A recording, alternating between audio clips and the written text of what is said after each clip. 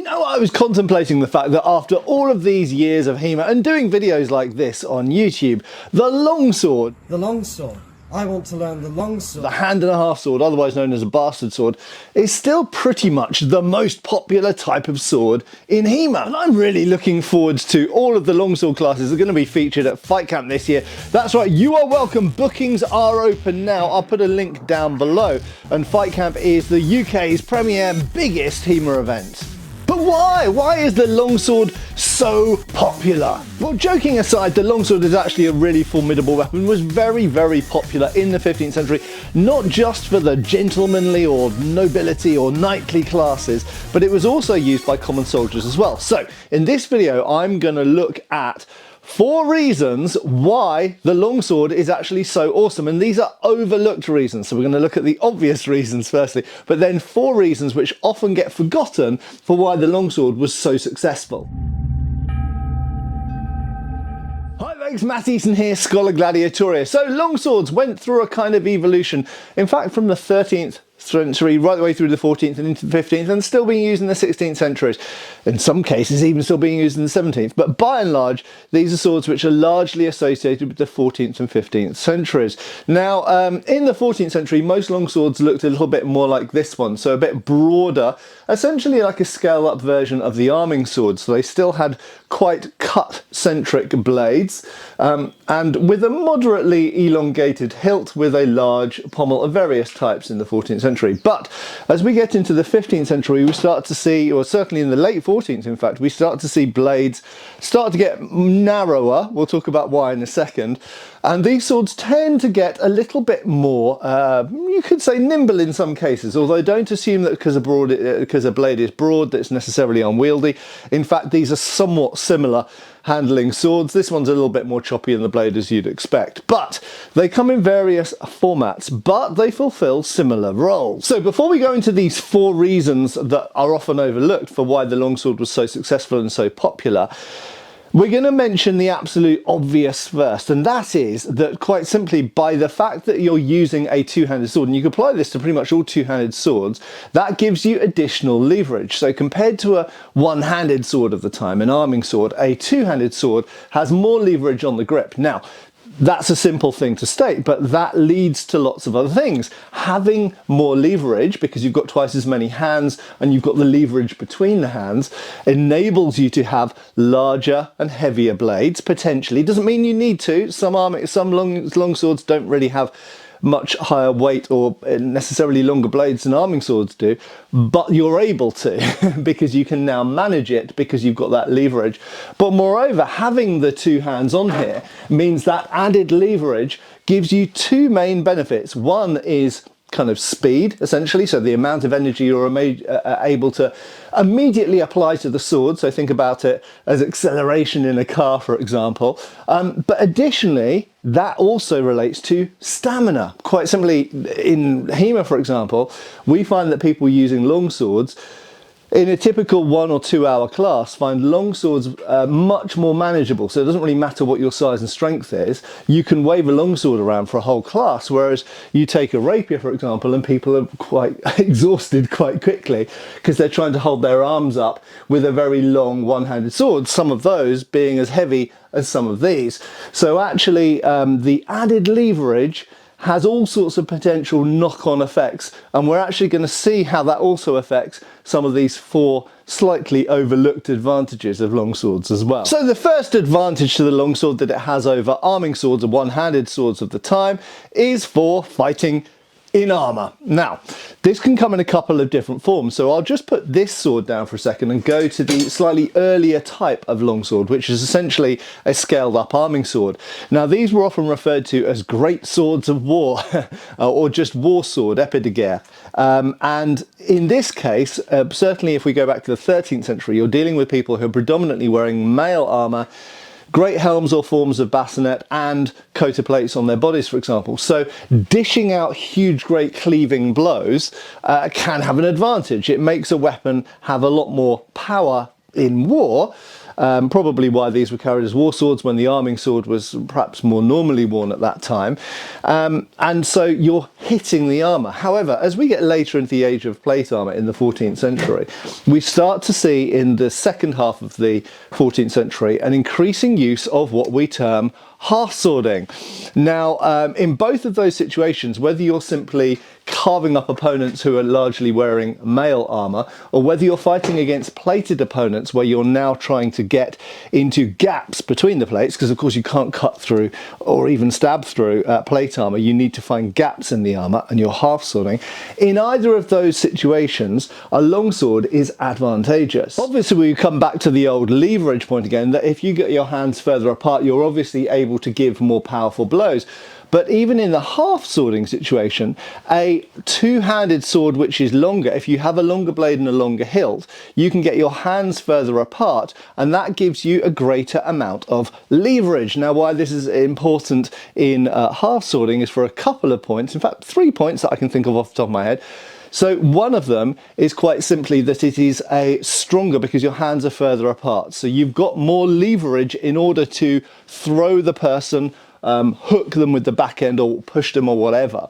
The further apart your hands get, the more leverage you can apply to the tool you're holding. If you put the hands closer here, while that might be useful for thrusting, you've got less leverage. So having a longer weapon enables you to get your hands further apart, and it is better for throwing, tripping, and this kind of stuff, which is done quite a lot in armoured fighting. Secondly, the thrusting point. So in order to get that into gaps, you require a certain amount of finesse and training and accuracy to get that into an eye slit or an armpit or wherever you're aiming at. And again, the further you move your hand back from the point, the harder that can be. If you can get it closer to the point, then you can direct that a little bit more easily. Also, leverage in terms of the back end, this often gets neglected, but the fact that you've got this grip, this longer grip, because it's a longsword grip sticking out at the back, gives you another thing. This is often put across people's necks or heads in order to throw them over your knee or around your hip this way. But it can be equally used, sometimes we see it put under the back of the knee to pull the knee up. So having the leverage on both ends is incredibly useful. So the next point is rigidity. Now this is a really interesting point because it links to the leverage point. First of all, if you put your hands further apart, that means that the thrust, the point which is going into mail, to put the sword down for a second, so for example, mail voiders like these, you can't just easily stab through this stuff. You have to have a certain amount of rigidity. You might have seen the stabbing tests that I've done at Todd's place over the years against mail with various weapons.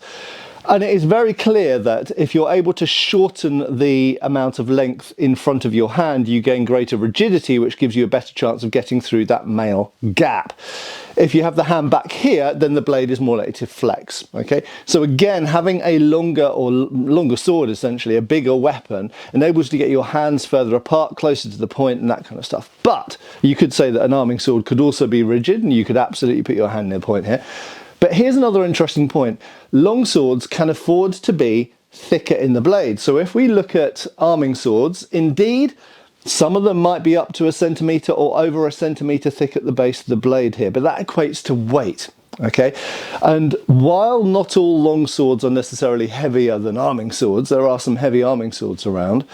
Generally speaking, having a weapon which you're handling with both hands most of the time enables you to take up the weight limit. So long swords tend to be, even when they don't have longer blades, tend to be heavier than arming swords because they're being managed by 2 hands instead of 1. Okay, and doing that means that you can have a thicker spine section for more of the blade, which again equates to rigidity, which yet again makes them more effective for fighting in armour. So the longsword was an incredibly popular choice for fighting armour for people who wore full plate harness, and we're going to fight other people in full plate harness. It gives you greater reach, it gives you longer weapon to more to play with. Essentially, you've got more sticking out at both ends, you've got more in the middle to play with, you've got a better longer lever with hands further apart, and you can have a weapon which is thicker and therefore more rigid and therefore more effective at punching through mail in the gaps of the plate harness. So I would say that is probably the most important reason why the longsword was so popular in the age of plate armour. However, there are three other good reasons which I think often get overlooked, and one of those is that you've got to bear in mind that a lot of the other weapons being used at the time are both bigger and therefore have more leverage, again hands further apart, things like this poleaxe, or halberds or bills or whatever, even spears actually, and in some cases they have got heavy heads as well, so you're dealing with a lot of energy transference. Now, if you're fighting against people with halberds or poleaxes or anything like that, even just a wood chopping axe, then absolutely you can fight against those things with arming swords, and there are ways of doing it. But if someone takes a big old swing at your head with something which has greater reach, you essentially need to close in, and reach becomes an issue because they can outreach you. But in addition, you're dealing with forces which are greater than you're able to generate. Now, if you're just trying to block that with a one-handed sword, you can do it if you take it near the hand, but it's difficult, and very often you'll be wanting to support the blade, as we see in the Mesa treatises and other things, and indeed with longsword. We'll get to this in a second. And you essentially have to half sword, but we've already established that generally speaking a longsword is better for half swording with. And in addition to that, most longswords are longer, they have longer grips, and they therefore have greater leverage, and you can get the hands further apart. So generally speaking, if you're fighting against longer, heavier weapons like this poleaxe, then having a blade which is essentially bigger, heavier, has got more leverage to it, and you've got both hands on, and you've got more space to play with on the blade rather than a short arming sword, is going to be advantageous. So, to summarise, longswords, I would argue, generally speaking, are better at dealing with other battlefield weapons than arming swords are. So the next point is one that I feel actually gets overlooked quite a lot. Now that is that on horseback, usually people are using some sort of arming sword, and there's no question that generally speaking one-handed, an arming sword is more nimble and less inconvenient. It's also easier to wear, but anyway, we're not talking about the disadvantages of longswords here. But if you're on horseback, generally speaking, an arming sword is, or sabre or whatever, is what most people used, forms of one-handed sword. However, the longsword on horseback actually has some of its own advantages. So the first obvious advantage is, assuming it is a long sword, it has greater reach. Now, greater reach actually has two main advantages. Firstly, if you're on a horse of any size, you can hit people whether they're on a horse or whether they're on the ground from further away. So having greater reach is advantageous. Now, you can make very long blades on arming swords, but they can get very unwieldy. One of the beauties of having a long hilt is, of course, you have a greater kind of balancing lever at the back of the sword. So with a long sword, you can actually have really quite a long blade balanced by a long hilt. That's the first thing, and that's sort of hitting, if we call it that. The next one is the use of the point. So very often on horseback, what you're going to be against is people with lances. Now, interestingly, again, it comes into reach here. If you're going directly at the person, you can actually couch your longsword as a lance, and we see this done in a number of treatises. And you can only do that when you've got a long hilt, really. Can I really couch something where the pommel is right by the back of my hand? Not really, because there's nothing to stick under my armpit. So if you have any type of long hilted sword here, you can more easily get it under the armpit and couch it, and that of course gives you a very powerful hit, which is important if you're going against other armoured opponents. So the first thing is couching, the second thing, or rather the first thing is reach, the second thing is couching. But particularly in the 15th century, you could say 14th and 16th as well, when you're coming against armoured opponents, that very thick blade comes into it again. So unlike most arming swords, which usually have slightly thinner and lighter blades than most long swords, you don't have as much rigidity in the thrust as you would do with one of these. And, you know, we could look at things like the Estoc and the Consoeurs as being the most kind of exaggerated examples of those. But having that very stiff thrusting blade is really, really valuable when you're coming against armoured opponents.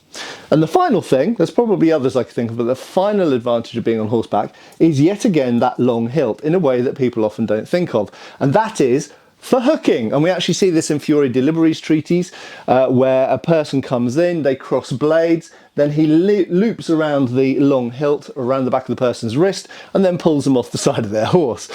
So having that extra bit of hilt there. Admittedly, you can have that with something like a Langmesser or something, and we do see similar techniques in Messer treatises, but generally speaking, compared to most short-gripped arming swords like this, having that extra hook at the back, obviously used in combat on foot, in armour and out of armour, but can absolutely be used on horseback as well. And for the final, but sometimes overlooked advantage of long swords, is that generally speaking, most people in unarmoured situations, civilian life, self-defence, or just less armoured soldiers, tended to carry forms of one-handed swords, sometimes quite small ones, things like basilards and cinquedea and things like this.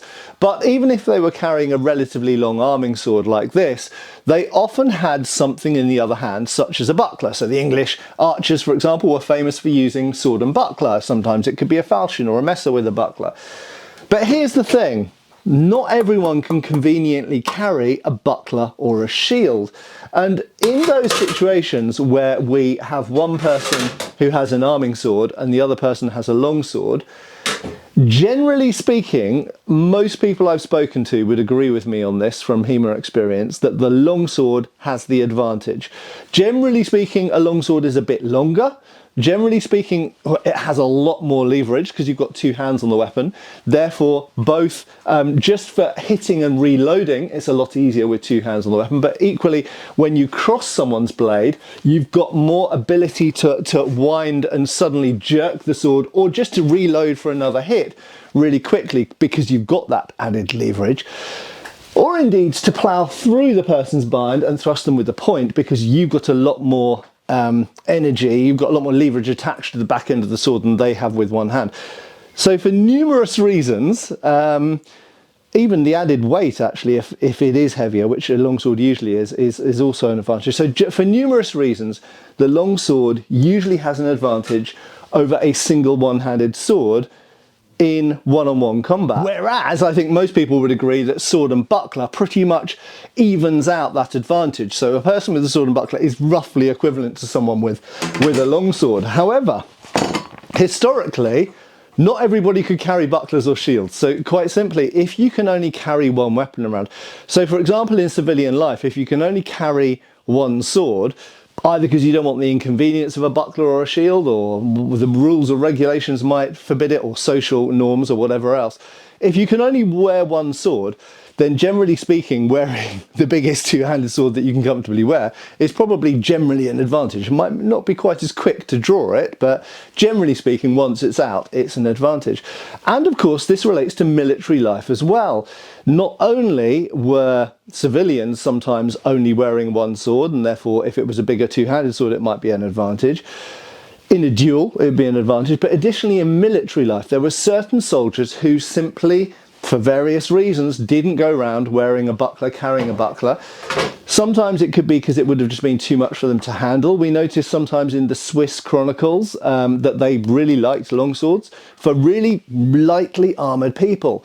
So if you were armed with a gun or a pike or a halberd or something like this, and you didn't want to carry, you couldn't carry a shield, but you didn't want to carry even a buckler, then if you carried a longsword rather than an arming sword, that would give you a better chance of survival on the battlefield. And in fact, we actually see the Burgundian armies being told, the archers, so relatively lightly equipped archers, being told to wear long swords rather than one-handed swords. So while the English were using the arming sword and the buckler, the Burgundian archers, which was to some degree modelled on the English longbowmen, they actually carried long swords instead, which means they don't have to carry a buckler. So it's one less thing to carry, but it does mean in single combat they're about equal with a sword and buckler person. And perhaps in some situations the longsword they might have found was more effective than a sword and buckler against the opponents who they were fighting, which for the Burgundians was mostly the Swiss, but the Swiss were also using long swords. Are those two things related? Quite possibly. Anyway, we'll talk about that maybe in a future video. Anyway, there we go. I hope that's given you some food for thought. Even now in the year 2026, you know, I started doing HEMA back in 1997, a long time ago. But throughout the entirety of modern HEMA history, the longsword, the mystical, magical hero's weapon, the longsword, has kept its crown as the most popular type of sword in HEMA. Why do you think that is? Do you think there are reasons which I haven't covered here? I think a lot of it is to do with TV, movies, and, you know, whether it's Lord of the Rings, Game of Thrones, whatever. But it has become the de facto hero's weapon, which is funny because if we went back 60, 70 years, I think pre-Excalibur and Conan the Barbarian, you probably would have found arming swords would have been. But anyway, there we go. The longsword still retains its top spot. And as I said, you can check out all sorts of longsword classes and lots of other rapier, saber, all sorts of stuff at Fight Camp coming up in July. It doesn't matter whether you do HEMA, you've done a little bit of HEMA, you're out of practice HEMA, or you're new to it. There are classes which are open to new people, as well as experience, as well as tournaments and melee games and all kinds of stuff, and some really top traders as well. Anyway, so check out the link below to Fight Camp. Thanks a lot for watching. I have been Matt Easton, I will continue to be. I'll see you back on the channel really soon. Cheers, folks. Thanks for watching. We've got extra videos on Patreon. Please give our Facebook a like and subscribe if you haven't already. Cheers, folks.